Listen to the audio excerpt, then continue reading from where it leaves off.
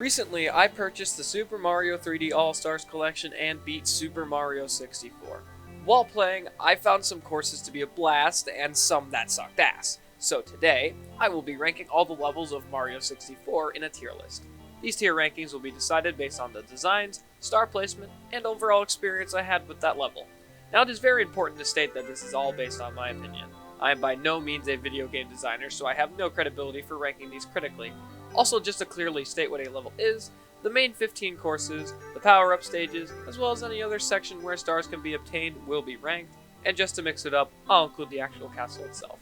Hello everyone, I am TM, and this is my tier list for the courses of Super Mario 64 for the Nintendo 64. First up, we have Bob-omb Battlefield. Can't say much about this course without walking on the same ground that plenty have before me. It's the first level of this game, and one of the most famous ones at that. Big Bob-omb is pretty open-ended, with plenty to do in it. Of course, you can climb the mountain, shoot yourself out of the cannons, go to the island and whisk away in the skies, and possibly kill Big Bob-omb. While people tend to talk about other aspects of Mario 64, this course is still iconic for letting you interact with and explore what Mario can do in a three-dimensional space for the first time ever. The star placement is amazing, with highlights being Big Bob-omb on the summit, behind Chain Chomp's gate, and Mario winks to the sky. This level was a good time, which gives it an S tier placement. The second level is Whomp's Fortress, or as some know it, Throwback Galaxy. The level design is a bit on the linear end, and the goal most of the time is to get to the top of the fortress. However, despite the name of the course, this isn't actually a fortress and more of a Whomp castle. I would have loved to see the idea of an actual Whomp Fortress to try and breach. Overall, the design they went with was okay. The chip off Whomp's block star was a fun boss fight, and Fall onto the Caged Island introduced us to Hoot, who would appear in later levels. On the other hand, the last star, Blast Away the Wall, is an entire guess for any player who has no idea where it might be. Beyond that, the stars are still fairly easy, and the level is still fun. Even with its linearity, Whomp's Fortress goes into the A tier.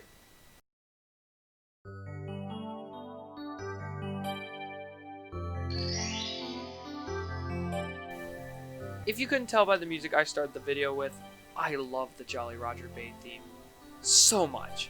One of my favorite memories in this game was when I was playing with a friend on the bay. We just swam in the water and talked about deep subjects while the music was playing in the back. Given this, you might be shocked by a B tier placement. Okay, look, I like Jolly Roger, but I just didn't enjoy playing through it that much. As implied by the name, most of the level is swimming around the bay area, and I don't know about you, but I just do not like underwater levels that much. The first star, Plunder in the Sunken Ship, sets a strong precedent for the course. I liked finding a ship underwater to explore and find some treasure with it. It rewards me for having to mash the A button for 2 minutes, which is what most water levels are. Unfortunately, the rest of the stars fell flat, with Can the Eel Come Out to Play being a great example of, what am I supposed to do here? I will say, one of my favorite aspects about this level, and Mario 64 in general, is just to swim around and listen to the music, as I talked about earlier. Your mind just washes away with this beautiful sense of calm and serenity. Jolly Roger is still an easy course, with the only annoying part being the 100 coin star, because in order to get it, you have to collect the blue coins after hitting the switch in the back, and failure means restarting the entire level, which means swimming all the way back over there again to hopefully not mess up. But the music and look will give you such a mellow vibe that you just don't care about its shortcomings. Everyone loves aquariums. Just watching fish swim around in water is relaxing to me, and the idea of Peach having a secret aquarium in her castle sounded awesome. And to the secret aquarium's credit, it keeps the music and some vibes from Jolly Roger, which gives it a great setup. Unfortunately, it's just swimming, and I don't find collecting 8 coins underwater to be all that exciting. But since I have a huge soft spot for anything Jolly Roger related, this will be in the B tier. Cool Cool Mountain is a stellar level in Mario 64. I know in a technical sense it's a snowier version of Whomp's Fortress in terms of the layout and design, but the main counterpoint I have is that the fortress does not have penguins. There is just something special you feel about exploring the snowy peak. I love popping in this level just to see how fast I can slide down the mountain. The level was a breeze, and oh my god, the music fits here perfectly! Star highlights in this course include Big Penguin Race and Little Penguin Lost.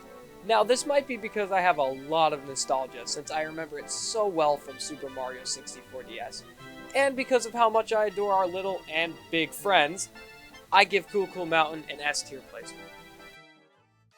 You heard this song before. This is from the level Slide. Many people remember this course and song when talking about Mario 64, and I see why. While the song may be more iconic than the actual location, it doesn't mean the course still doesn't hold up.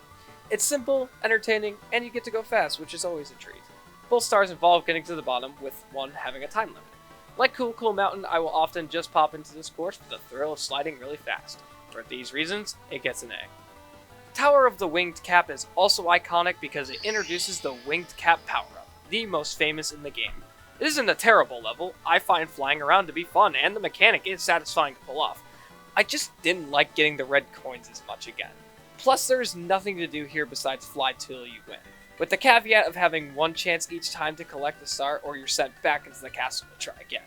It is more of an inconvenience than anything else to re-enter the stage, but it still annoys me nonetheless, so it will glide into the C tier. Bowser in the Dark World is a great first 3D showing for the King of the Koopas.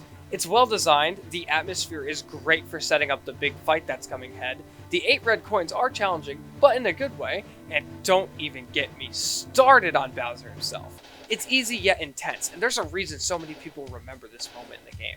The music activates your fight or flight, and you feel powerful dashing around the big boy trying to throw him into one of the spike bombs. The controls are janky when it comes to beating him, yes, but when you're in the moment, you just don't care.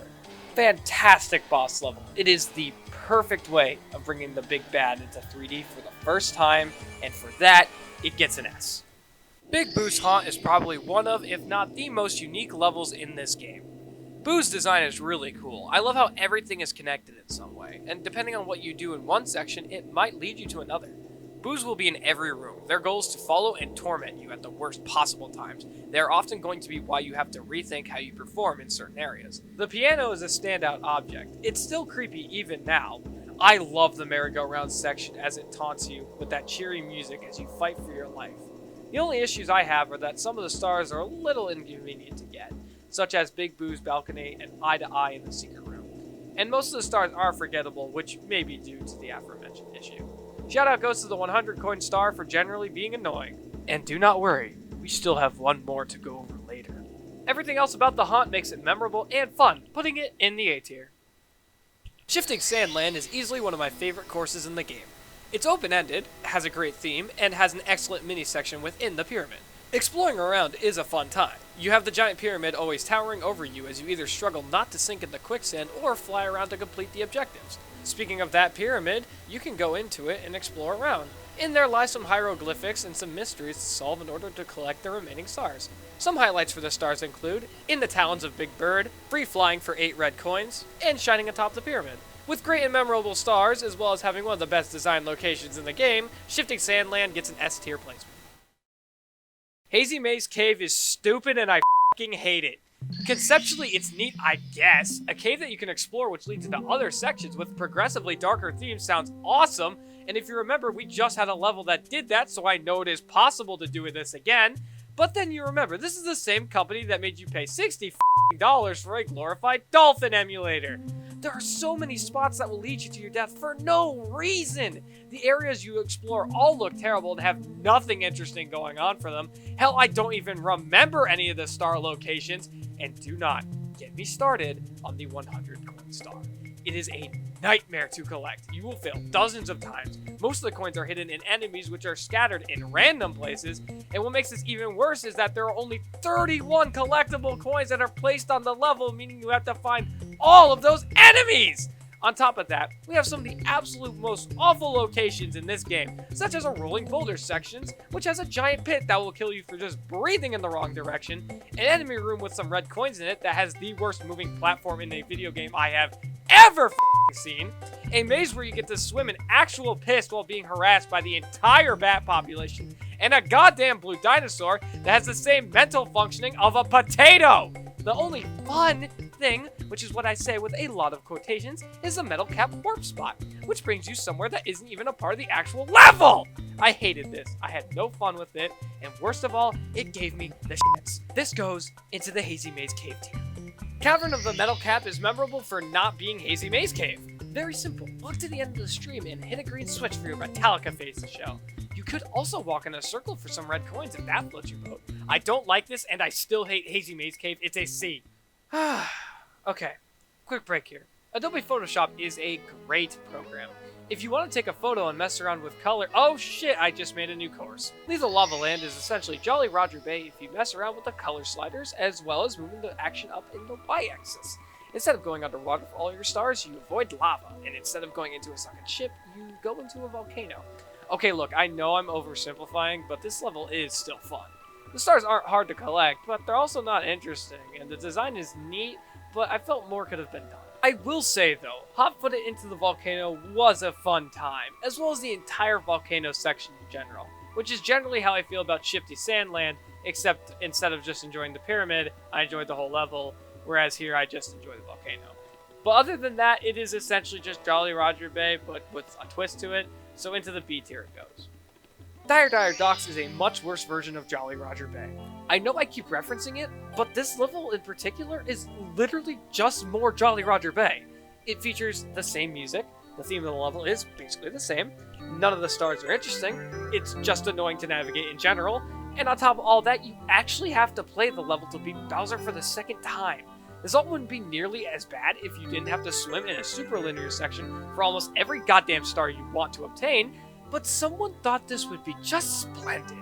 I know it sounds like I'm overreacting, but mashing the A button for almost a minute straight to actually play the game isn't fun. One underwater level was enough, but two of them? C tier. Bowser in the Fire Sea is just Dire Dire Docks, but in reverse! I do not remember playing this. I might not remember it since it was in the middle of the game, and the levels that preceded this one happened to be mediocre or Hazy Maze Cave, and besides that, I just do not find this to be interesting at all. It's the first Bowser level with some lava. They don't even make the boss fight interesting. It could have easily been fixed with a more interesting level design, or maybe mixing up the boss pattern a little bit, but it's just the same thing! Yet another addition to the C tier. Vanish Cap Under the Moat is the most forgettable stage of the mini-courses. This is a very odd case. The design is pretty good, I had fun traversing it, and the secret star you get is easy to collect. Even though I had fun, I just tend not to remember this one when talking about the power-up stages. It likely stems from the fact you get a power-up that is never really used in the game, which is the level's biggest negative for me. Collecting the red coins is okay. Unlike the other levels, I actually had fun with this aspect, but I don't really remember it either. It pains me, but that's going to bump it down to the B tier. I'm sure you've noticed a fairly low trend for all these rankings I've been giving. I do believe there is a point in the game where the levels just feel boring and not unique. And I feel like Snowman's Land is a good representation of that. Like Dire Dire Docks, it is just a worse version of Cool Cool Mountain. And unlike that level, Snowman's Land is okay. The opening area is fun to run around, but then you'll see the rest of the level follows a more linear design like Wom's Fortress. Stars are forgettable, with a particular highlight being the snowman as an example for why they are forgettable. It's cool to look at, but annoying to get around. I spent a good time with this level trying to figure out how to match my movement with the penguin due to the weird wind boxes around the snowman, and that was not fun. The igloo is fun to run around, however, and it actually gives a good use for the invisible cap, and that alone gives this course a higher ranking. Cool Cool Mountain goes into the B tier.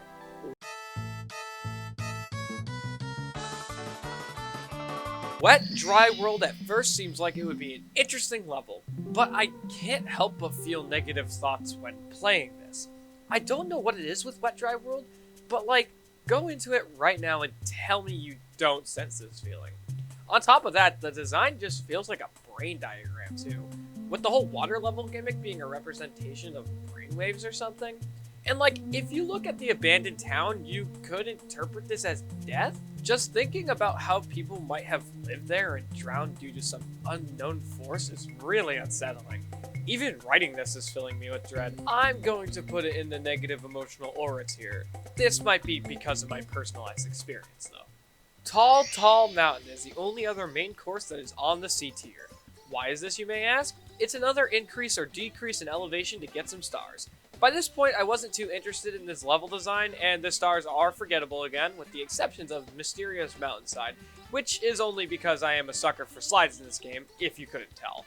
And Mystery of the Monkey Cage, which I only remember for it involving a monkey and not because of the star. Plus, dying from a tall height is very common, which, yeah, I know that comes with the whole tall part, but that doesn't mean it still isn't annoying. Also, I just don't find it to be nice to look at all, with mushrooms barely passing the threshold of, oh, okay. So I think the C tier placement is justified. Tiny Huge Island is a great level. I love the theme and the design of this course so much. At first, you get to pick which part of the level you want to start off with, whether that being the tiny or huge section, but no matter which side you pick, it is the same design, and the difference is whether you are comically large or comically small compared to everything else.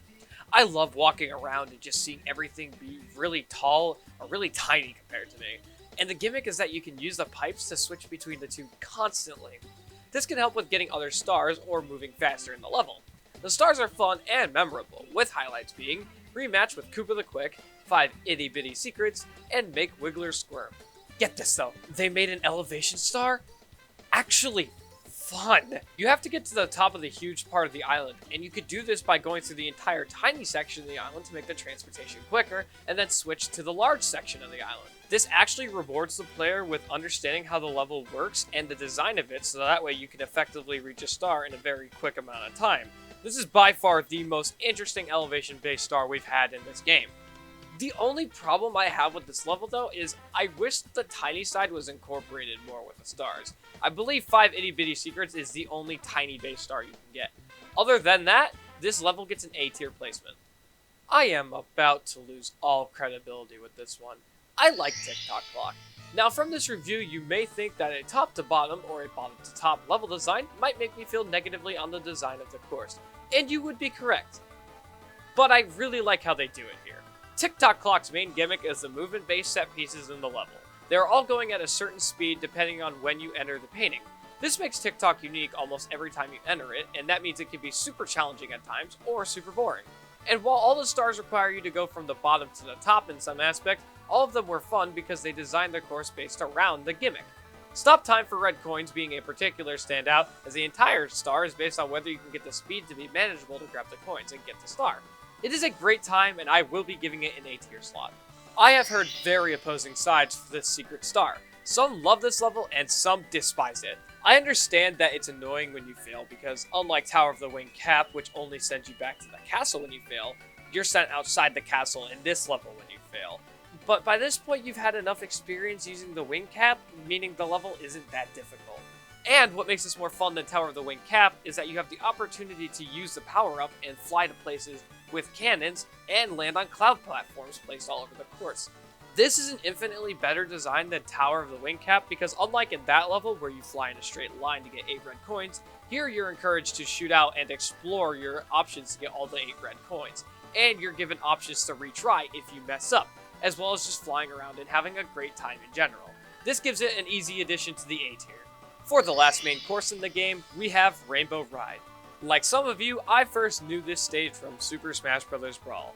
In both that game and this one, the design is okay. The level is mostly linear with some branching paths and some decent star placements. This course is very odd. For having a unique theme of flying carpets on rainbows, the level just feels generic. I think this is because platforms tend to have a more stale design in a dreamy area, and most of the time in this level is waiting for carpets to slowly crawl to the destination. The most unique star has to be Coins Amassed in a Maze, as it has one of the few dedicated wall jumping sections in the game, and it is a fun, challenging star that requires you to use your platforming skills that you've been building up to this point.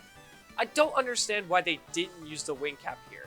It would have been perfect for the course, and it could have made the stars much more memorable. Other than that, there isn't much to note here. I'm going to put it in the B tier because while the level doesn't suck, it also isn't much fun to play through either. Finally, Bowser in the Sky is the last boss level in the game to contain a star within it. And like the first one, I love this one just as much. The excellent culmination of your platforming abilities, a challenging set of red coins to collect, the goddamn atmosphere, everything here is perfect. And the boss battle. Oh man, it gets really intense. The music has a truly evil feel to it, with the organ blaring in the background as the action ramps up more and more, so you have barely any footroom left. But then, the final hit to Bowser. There is no better feeling than when the game gives you an upbeat tune as if you had just saved the world. And finally, watching Mario flying off after collecting the Grand Star with the jingle is just a perfect way to top off this game. So long, Bowser. What a way to finish Mario 64. S tier. As a little bonus, I decided to include Peach's Castle in the A tier, simply because it's fun to run around and was many people's first time experiencing what exactly a 3D environment was. Is it cliche to include it just for the nostalgia and memory behind it? Yes, but it is Mario 64, and I do believe it deserves this. Well, I did it. Looking back at some of these stages, my opinions of them switched as I thought of ordering them by tier. There were some stages I might not have liked as much during my first playthrough, but I loved while I was thinking about it again. And there were some I really liked at first, but I ended up not enjoying now that I had a second thought about it. However, this is all still my opinion, and giving these levels a simple paragraph to describe isn't enough to look at them in a very critical way. Especially with Hazy Maze King, you in particular. I find this fun to discuss, and I hope this will encourage you to look at games you like and talk about them in a more critical way, even if it isn't tiering aspects like I did. Mario 64 is still amazing, and I love this game to death despite some of its annoying aspects, and I hope a conversation starts in the comments about your opinions of the game. Thank you for watching. I have been TM, and this was ranking the courses of Super Mario 64.